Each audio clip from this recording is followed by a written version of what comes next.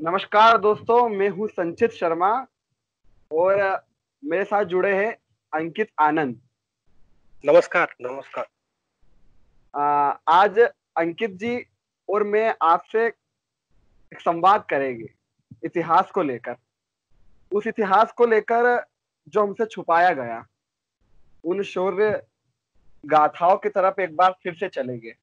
इतिहास के पन्नों के अंदर फिर टटोलेंगे उन वीर पुरुषों को, महापुरुषों को, जिससे अभी तक हम परिचित नहीं थे या जिससे हमें अभी तक परिचित कराया नहीं गया। कुछ इतिहासकारों ने, कुछ चापलूस इतिहासकारों ने। तो आज अंकित जी और मैं बात करेंगे एक उस वीर नायक के बारे में जिसका पूरी मुगल सेना लोहा मानती थी। बात करेंगे आज सुहेल देव पासी के बारे में। तो अंकित जी, सुहेल देव पासी के बारे में आपके क्या विचार है? सोहेलदेव पासी हमारे देश में ऐसे राजा रहे जो हमेशा से ही, चाहे उस समय हो चाहे अभी के समय हो, हमेशा पॉलिटिक्स से जुड़ा रहा, उनका जुड़ाव रहा। जैसे कि पॉलिटिक्स में हमेशा से ही ये बनना रहा कि आखिर वो किस समाज के हैं। हमारे हिंदुत्व में हमेशा से ही जैसे कि जात को लेकर बात आगे होती रही, बढ़ती रही, उसी तरीके से अभी भी राजपूत में लड़ाई होती है कि ये आखिर राजपूत थे। छोटे समाज वाले इसलिए लड़ते हैं कि ये पासी इनके नाम से जुड़ा हुआ है। एक यहां तक कि एक पॉलिटिकल पार्टी भी इनके नाम से चलती है। जी जी। हाँ, तो दोस्तों, सुहेल देव पासी की जो जात के बारे में बहुत सारी बातें हमारे सामने आती है।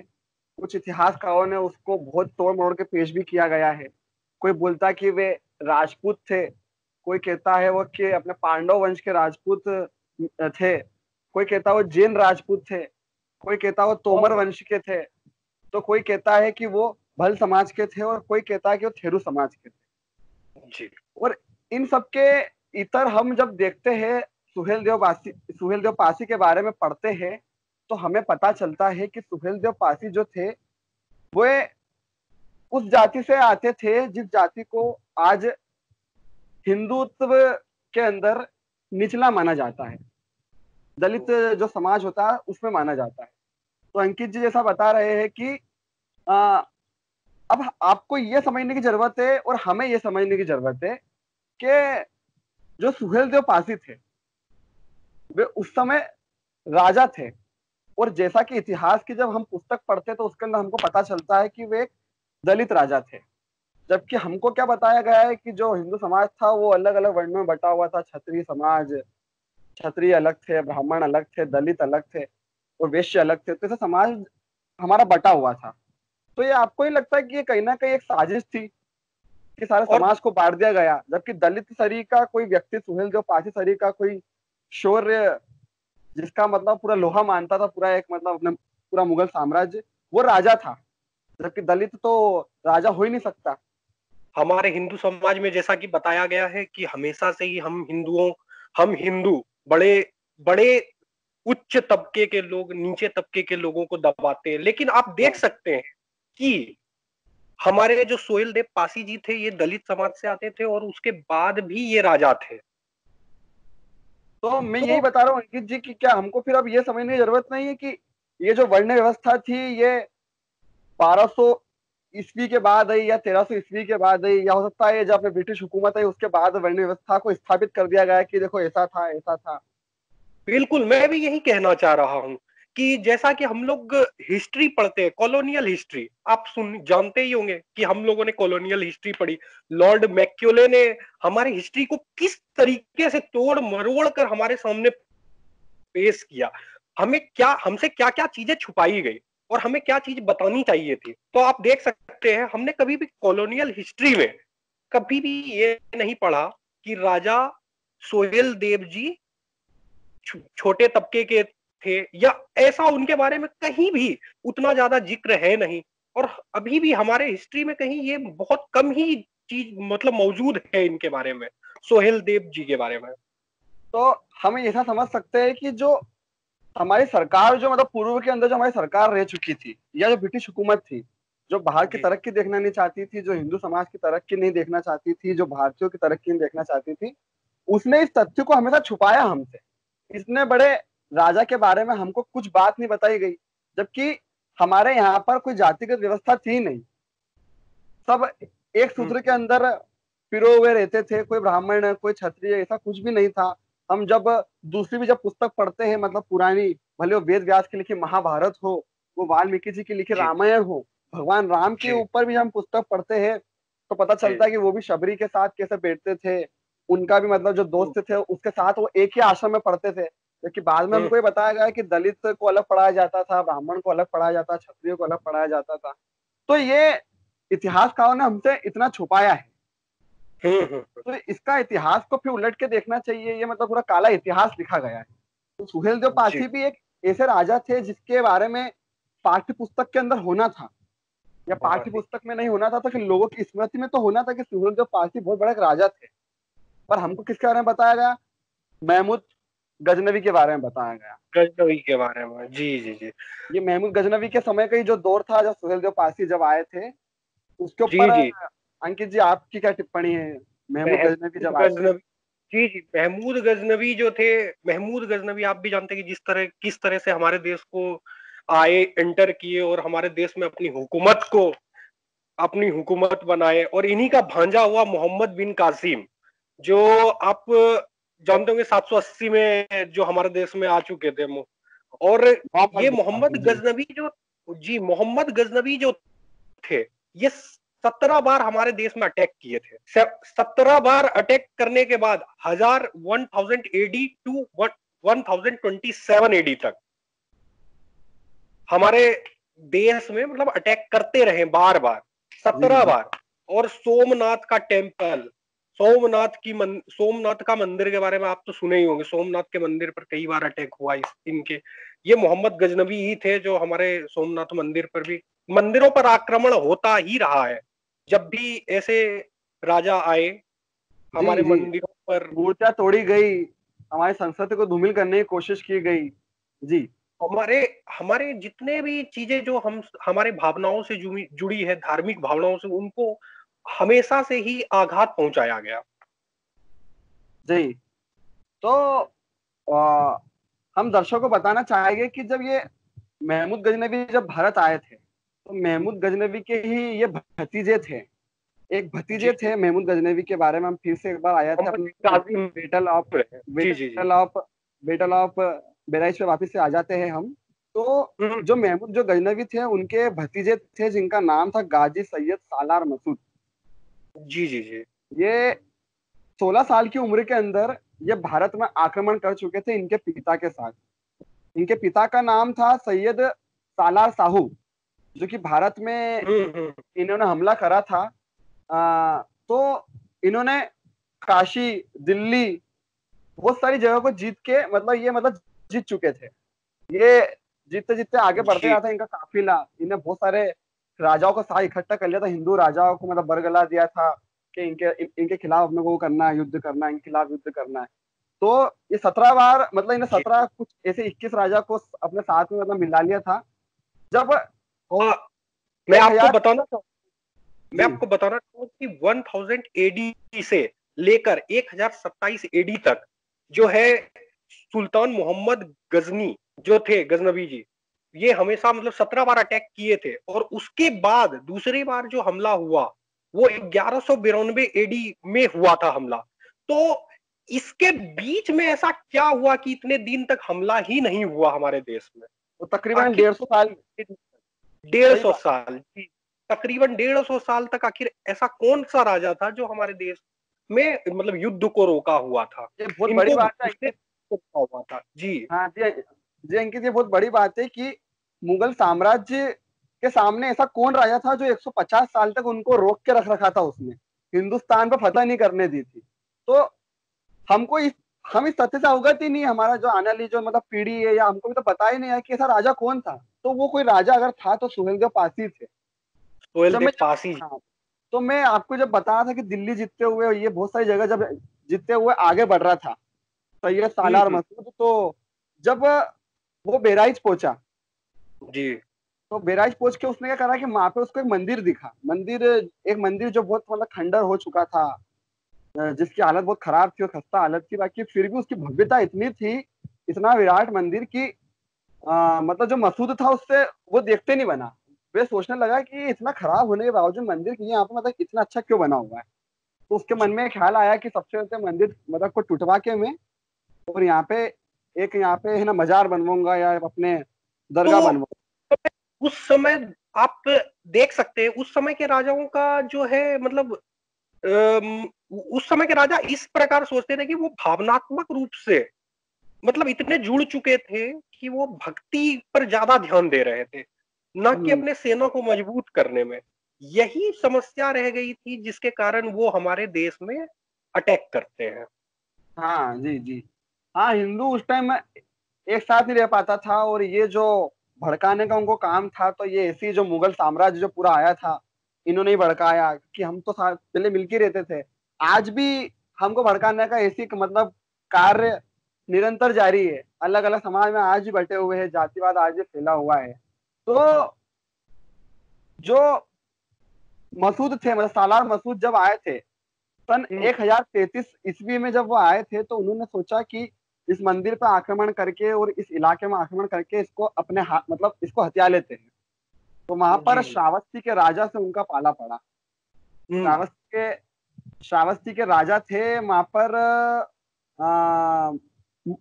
मोरध्वज करके एक राजा हुआ अच्छा करते थे।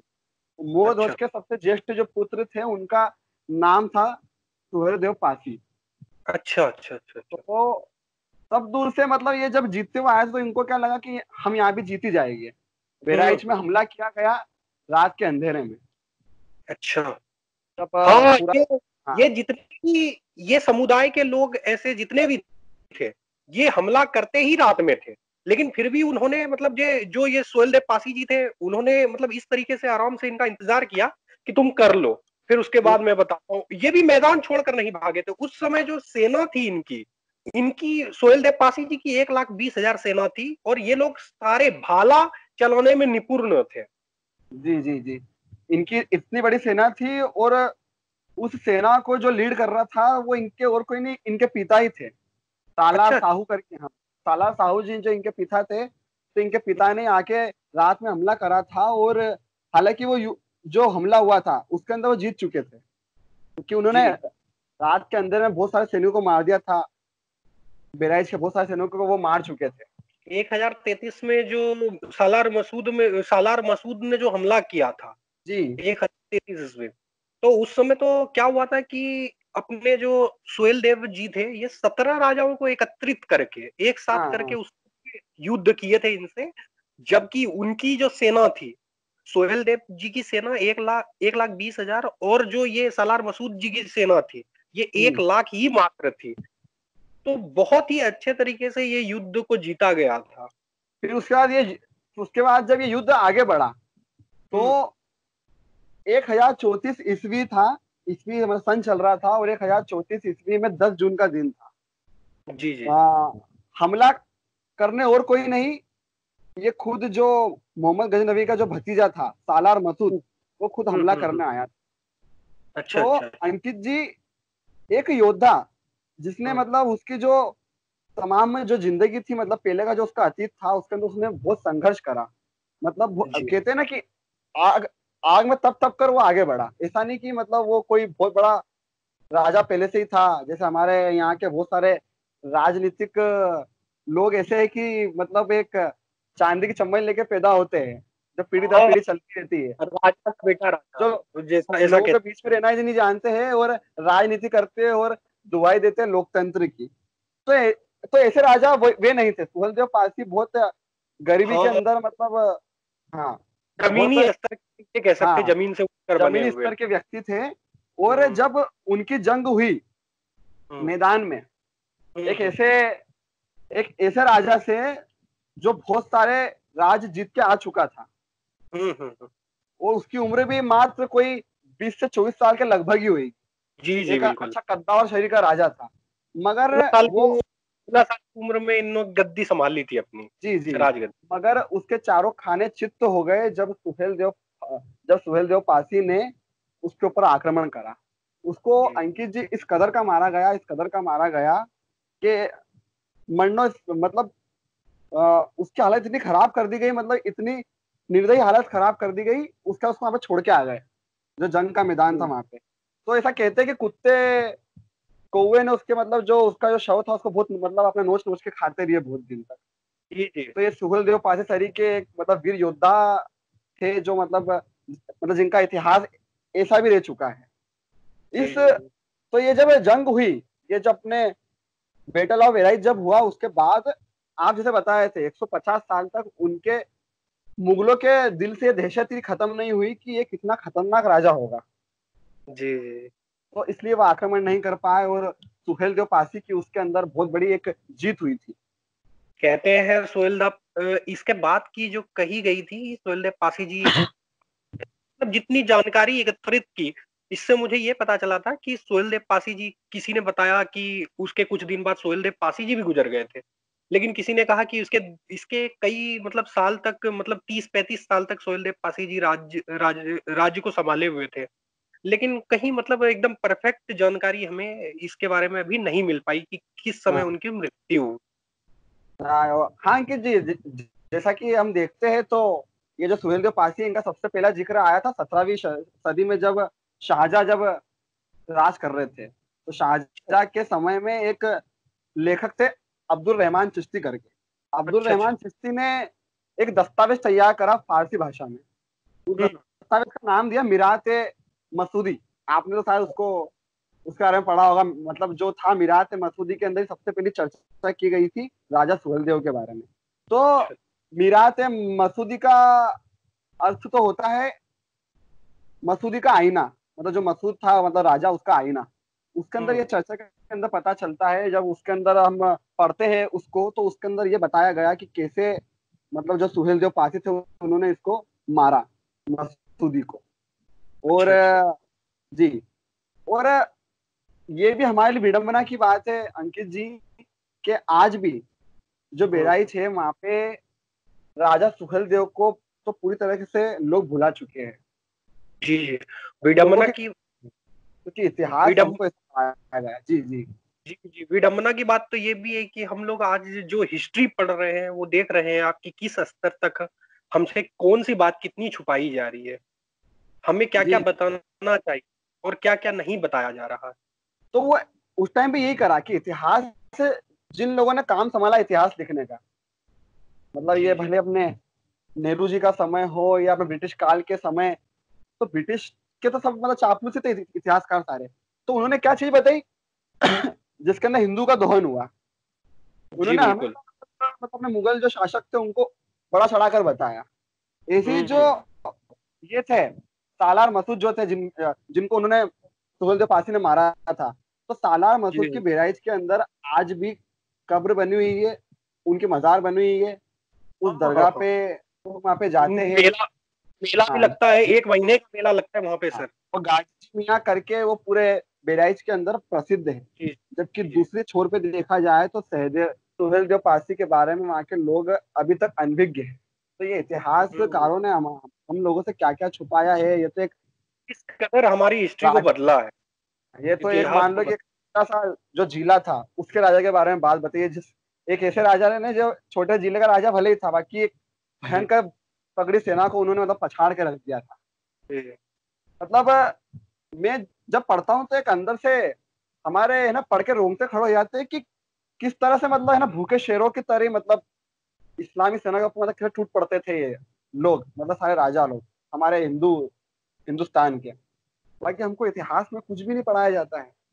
क्यों? क्योंकि इतिहास के अंदर जब इरफान हबीब जैसे लोग हो गए जिन्होंने इतिहासकार का काम संभाल रखा है, रोमिला थापर जैसे लोग हो गए, इरफान हबीब लोग जैसे जो गुंडे कहलाते हैं, जी जी मतलब जो जी मंच जी। पे चढ़ के किसी प्रदेश के राज्यपाल का गिरेबान पकड़ लेते हैं क्योंकि बात उनके अनुकूल नहीं होती है। तो ऐसे बात लोगों से नहीं। हमारा इतिहास सिखाया गया है अंकित जी। तो कहीं ना कहीं तो ये चीज तो हमारे लिए बहुत खलती है कि ऐसे लोग जनमानस के दिमाग से बिल्कुल नदारद रहते हैं, कहीं दूर दूर तक उनका वो ही नहीं रहता है, अस्तित्व नहीं रहता है।